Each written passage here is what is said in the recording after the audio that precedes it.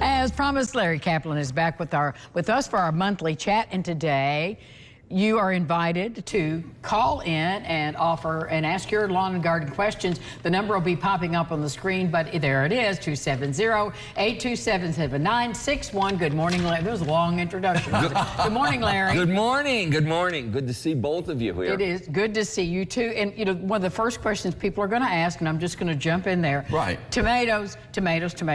So they're growing them. Maybe they grew them from seed this year. Yeah. And now they're still kind of small, but they're seeing buds on them, flowers on them. What do they need to do with those? Well, if these have been in the ground for at least 2 or 3 weeks, I'd say let them bud and start producing flowers. But normally on transplants, I like to debud them so that they spend the first few weeks of their life putting on roots and not fruit. Give the energy to the roots then? Yes, exactly. Okay, that's a good question. And here's the thing, though. And Larry, I know you're against using any kind of pesticide whatsoever. No, actually, no. But oh, really? Okay. So use them as a tool when needed. But there are many other options that we need to explore first. Okay. Okay, because, you know, a lot of people will have, like, bugs that will get to their plants and stuff like that, and it's like, what do? I mean, I've got a tree that basically these bugs will eat through the leaves, but the tree's still healthy otherwise. It's a Japanese cherry, and it's like, but now what my sister told me to do is plant some onions around it. Have you ever heard that, to keep bugs away? I've heard of a lot of different types of companion planting, and it doesn't really work the way people think it does. These herbs are not going to create this shield that's going to prevent the bugs from coming onto your plants, especially trees. Now, putting in some flowers around your plants will bring in parasitic wasps.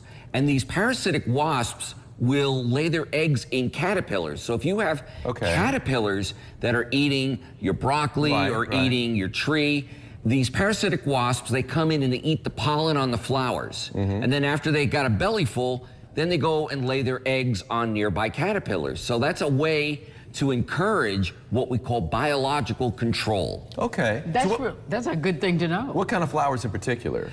Anything that is good for pollinators. So not necessarily the big doubles, but some of the more simple flowers, the singles do better. Okay.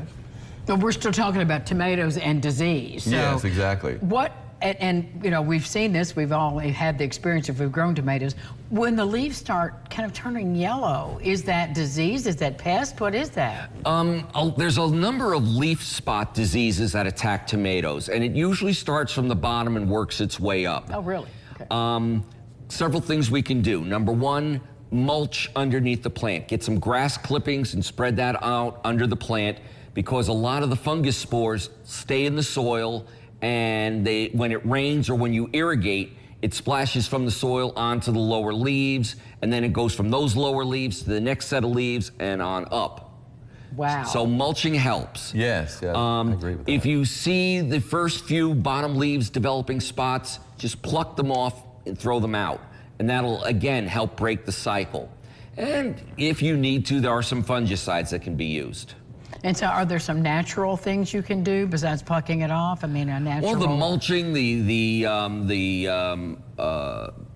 plucking of the leaves, choosing varieties that are listed as being a little more resistant to the diseases, that's also very good. It may not be the tasty tomato you were wanting to buy, but you know, if you have a regular problem every year with certain diseases, you might want to go with more resistant varieties. But hold that thought. We'll be back. Give us a call. There's the number on the screen. You have garden questions. It's the man to answer.